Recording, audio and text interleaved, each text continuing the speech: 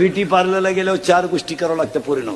पहिलं फेसिंग करावं लागतं, नंतर मिक्सिंग करावं लागतं, नंतर सिरिया मिक्स करावं लागतं आणि नंतर हेअर सेटिंग करावं लागतं. अशा 4 पायऱ्या आहेत त्या.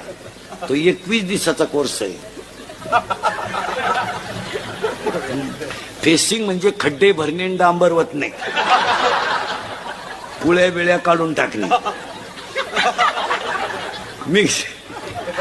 मिक्सिंग म्हणजे याला सॉफ्ट करणे आणि सिरॅमिक्स म्हणजे इथल्या फटीत चमकी भरणे.